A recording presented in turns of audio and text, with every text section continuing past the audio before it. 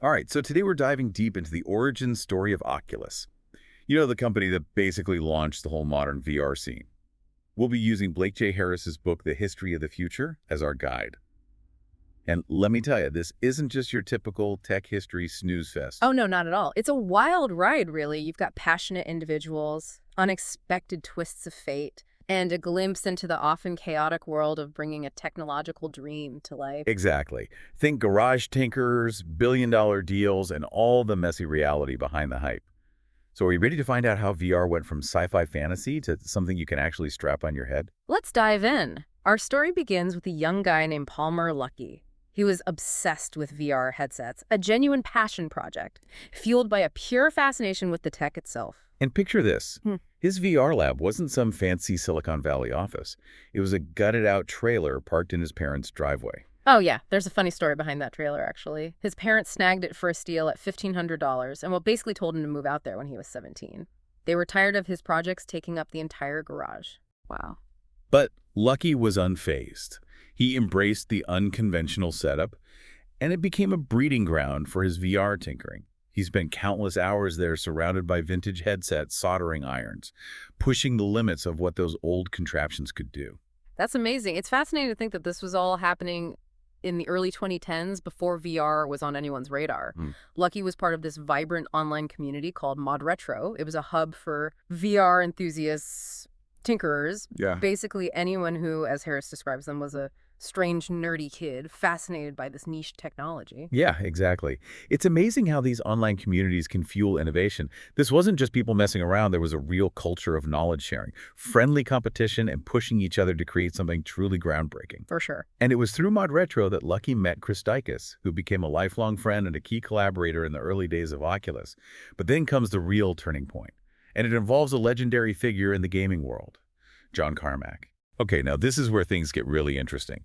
So Carmack, the mastermind behind iconic games like Doom and Quake, had a long-standing fascination with immersive worlds, going all the way back to his Dungeons and Dragons days. Yeah, and he saw VR as the ultimate tool to bring those worlds to life. Exactly. So one day, Carmack is browsing the Mod Retro forums and stumbles upon a seemingly ordinary post about Lucky's latest prototype, the Rift. This chance encounter, sparked by a simple online post, would change the course of VR history. It really is remarkable. This seemingly minor connection ended up sparking a technological revolution. Carmack was immediately impressed by the Rift prototype. He saw the potential, the innovation, the possibility of finally achieving true VR immersion. It was a match made in tech heaven. A visionary game developer and a brilliant young tinkerer, both driven by a shared passion for creating immersive experiences. And that's how Oculus was born. Lucky joined forces with Brendan Aribe, Nate Mitchell, and Michael Antonov, a group of seasoned tech entrepreneurs. And together they formed a company around the Rift. Now, these weren't wide-eyed idealists. They knew VR had a history of spectacular failures. It was considered a graveyard for tech companies full of hype and broken promises. Right, but they also saw what Carmack saw.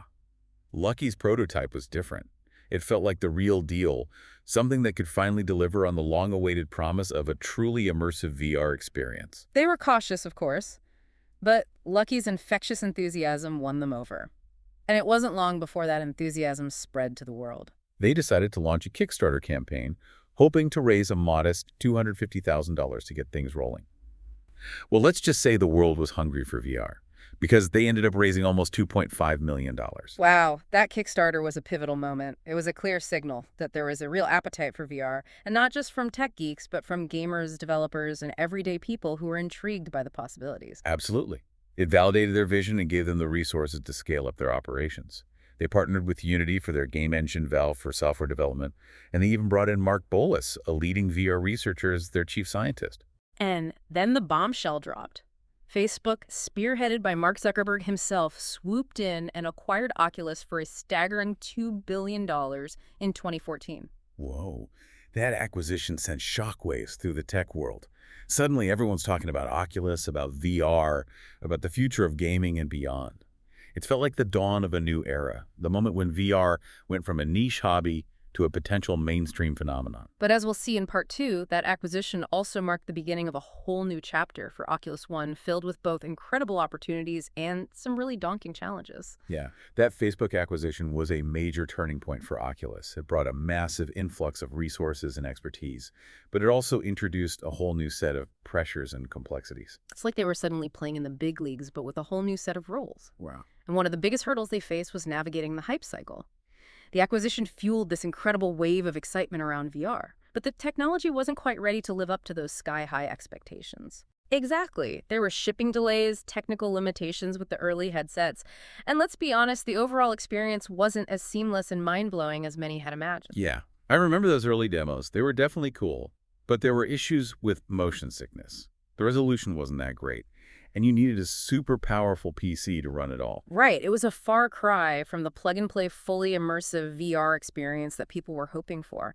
And that gap between expectation and reality led to some inevitable backlash.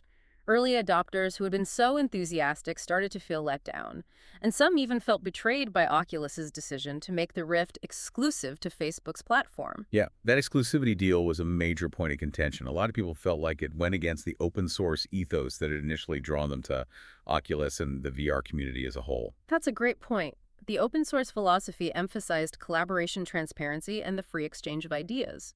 It was a core part of the early VR scene, and many felt that Facebook's closed ecosystem was a step in the wrong direction. So Oculus was caught in a tough spot.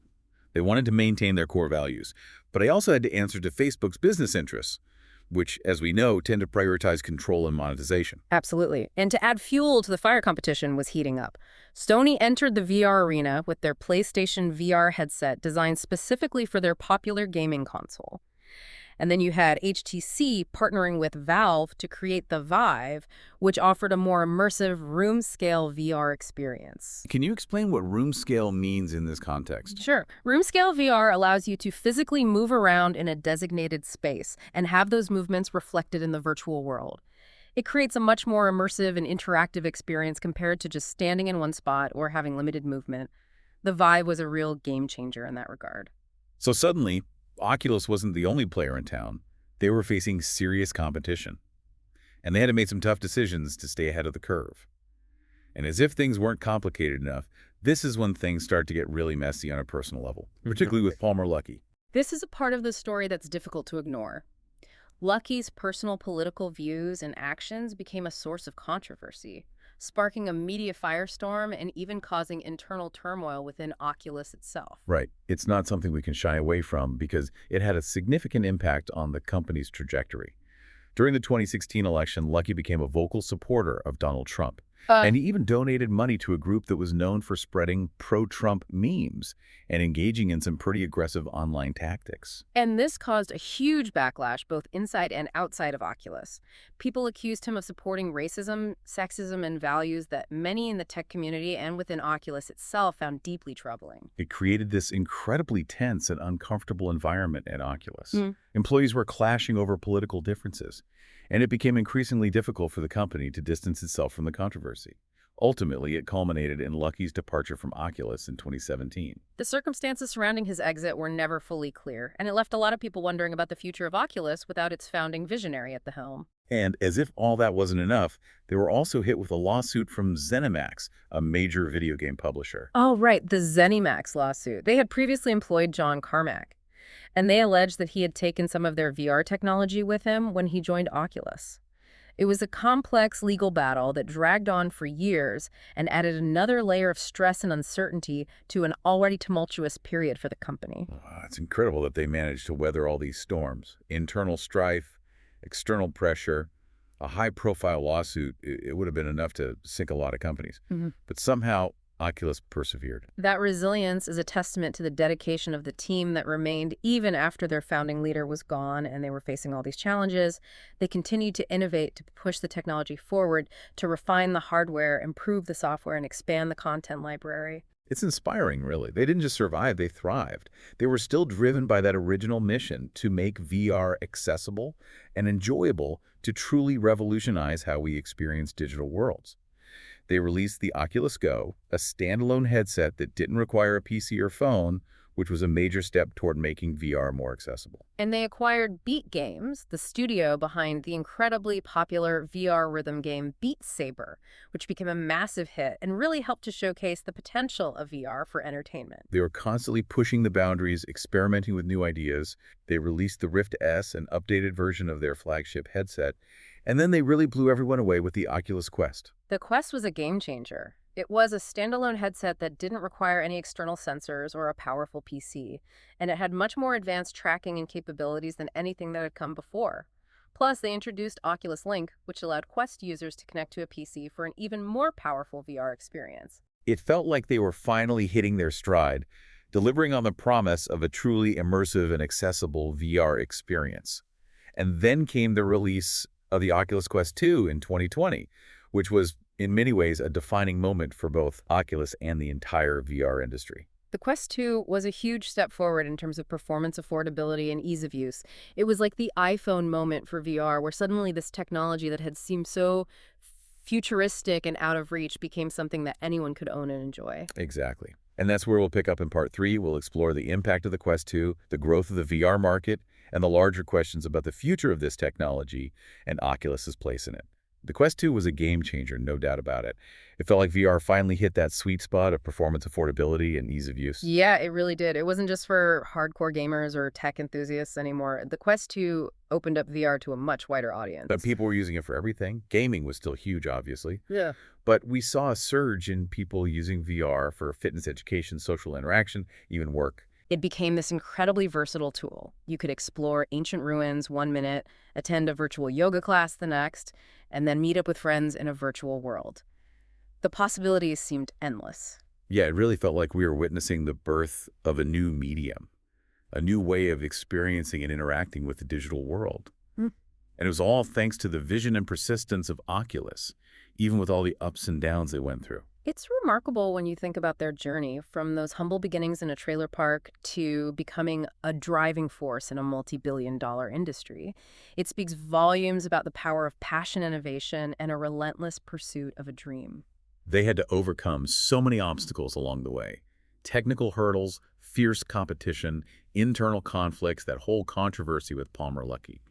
But they never lost sight of their goal: to make VR accessible and to push the boundaries of what was possible. And with the Quest 2, they finally achieved a level of mainstream success that few could have predicted. It wasn't just a critical hit, it was a commercial success. Suddenly, VR was everywhere. So where do we go from here?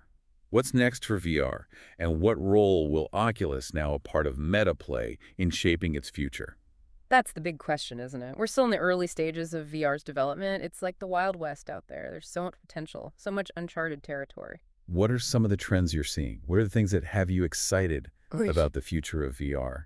Well, one thing that's really interesting is the increasing convergence of VR and AR augmented reality. We're starting to see devices that can seamlessly blend the virtual and real worlds, creating entirely new experiences. That's fascinating. Imagine being able to walk down the street and have digital information layered on top of your real-world view. You could get directions, see reviews of restaurants, or even have virtual characters interacting with your environment. Exactly. And the applications go beyond just entertainment. Imagine architects being able to visualize their designs in real-world environments, or surgeons using AR overlays during complex procedures. It sounds like science fiction, but it's becoming reality right before our eyes. And Oculus, or Meta, is right at the forefront of these advancements. They've already released their own AR glasses, and they're investing heavily in research and development in this area. The lines between the physical and digital worlds are becoming increasingly blurred. It's both exciting and a little daunting, to be honest. We need to be mindful of the ethical implications, the potential impact on privacy, and how we ensure that these technologies are used responsibly. That's a crucial point. As we dive deeper into these virtual worlds, we can't forget about the real world and the very real consequences of our actions in both realms. Absolutely. Technology is a tool, and like any tool, it can be used for good or for ill. It's up to us to shape its development and ensure that it serves humanity, not the other way around. It's a lot to think about. We've come a long way from those clunky VR headsets of the past. But the journey is far from over. Who knows what the future holds, but one thing's for sure: it's going to be a wild ride. I, for one, am excited to see what the future holds. And I think Oculus, with its history of innovation and its commitment to pushing the boundaries, will continue to play a major role in shaping the future of VR. So what does this deep dive into the Oculus story mean for you? What are your thoughts on the future of VR and its potential impact on our lives?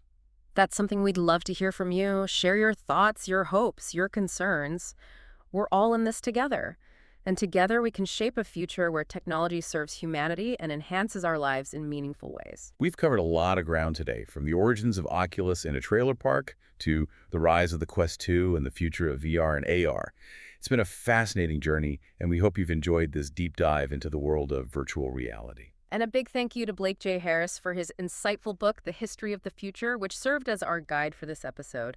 It's a must-read for anyone interested in the history and evolution of VR. Thanks for listening, and until next time, keep exploring, keep questioning, and keep diving deep into the topics that fascinate you.